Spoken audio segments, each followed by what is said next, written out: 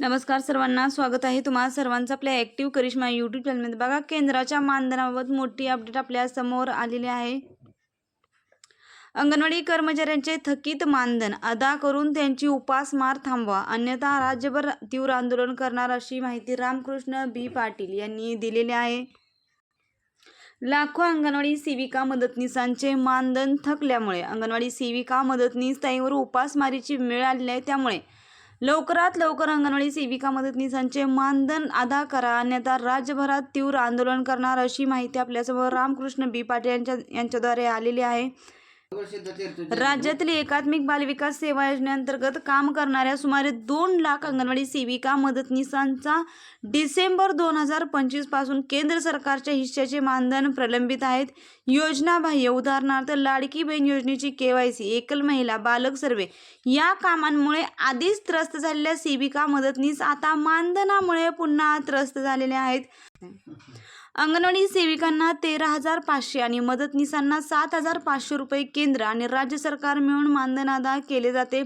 सदरचे मानधन आयुक्त कार्यालय, बेलापूर, नवी मुंबई यांच्या मार्फत थेट बँक खात्यामध्ये वर्ग केले जाते। एकूण मानधनापैकी केंद्र सरकार सेविकांना 4,500 तर मदतनीसांना 2,250 रुपये देते।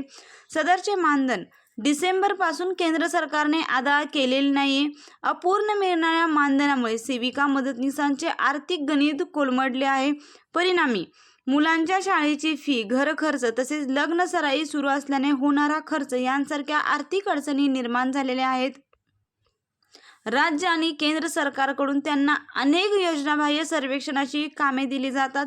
गाव पातळीवर केंद्र आणि राज्य सरकारच्या योजनांची प्रभावीपणे अंमलबजावणी करण्याची जबाबदारी त्या पार पाडतात। त्यासाठी त्यांचा 8 तासांपेक्षा जास्त वेळ खर्च होतो। म्हणून त्यांना दिल्या जाणाऱ्या अल्प मानधनात भरीव वाढ करण्यासह त्यांना पेन्शन, ग्रॅज्युएटी वेतन श्रेणी लागू करावी यासाठी गेली अनेक वर्ष लढा सुरू आहे, परंतु सरकारने त्याकडे सततपणे दुर्लक्ष केलेले आहे। त्यांचे केंद्र हिस्सा मानधन थकल्यामुळे आर्थिक प्रश्न हा सेविका मदतनीसांना निर्माण झालेला आहे। याबाबत युनियनने आयुक्त कार्यालयात चर्चा केली असता केंद्र सरकारने मानधन अदा करण्याकरिता PMMS प्रणाली ऐवजी नवीन स्पर्श संगणक प्रणाली आणल्यामुळे सदरचे मानधन जमा झाले नसल्याचे सांगितले आहे। यावर मानधन कधीपर्यंत जमा होईल असे विचारले असता त्यांच्याकडून काही समाधानकारक उत्तर आलेले नाहीये।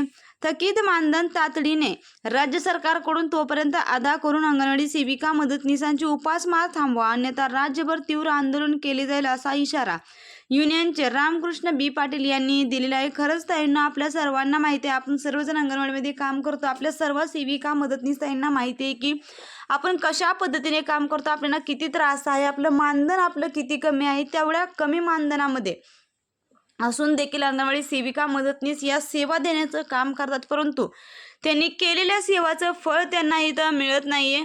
वेळेवर जर मानधन मिळालं तर अंगणवाडी सेविका मदतनीसांना त्याचा नक्कीच फायदा होणार आहे। परंतु बघा, भरपूर प्रश्न असतात अंगणवाडी सेविका मदतनीसांचे। मानधन जर लवकर जमा नाही झालं तर आर्थिक संकटांना त्यांना सामोरे जावे लागते। त्यामुळे युनियनचे रामकृष्ण बी पाटील यांनी महत्त्वपूर्ण मागणी केलेली आहे। केंद्र सरकारकडून जोपर्यंत मानधन जमा होत नाही तोपर्यंत राज्य सरकारने अंगणवाडी सेविका मदतनीसांना मानधन द्यावे, अशी माझी देखील या व्हिडिओच्या माध्यमातून विनंती आहे। ताईंनो, या अंगणवाडी क्षेत्रामध्ये काम करणाऱ्या जास्तीत जास्त महिला आहे, एकल, विधवा, अनाथ महिला आहेत। तर त्या महिलांच्या एकटीवरच हे त्यांना घर चालवायचं असतं। अशा पद्धतीने जर तुटपुंचे मानधन जर अंगणवाडी सेविका मदतनीसांना मिळत राहिले तर नक्कीच त्यांच्यावर उपासमारीची वेळ आल्याशिवाय राहणार नाही, ती वेळ आलेली आहे। त्यामुळे युनियनने हा महत्त्वपूर्ण मुद्दा उचलून धरलेला आहे। मानधन लवकरात लवकर अदा करा, अन्यथा राज्यभर तीव्र आंदोलन करणार, असा इशारा देखील दिलेला आहे।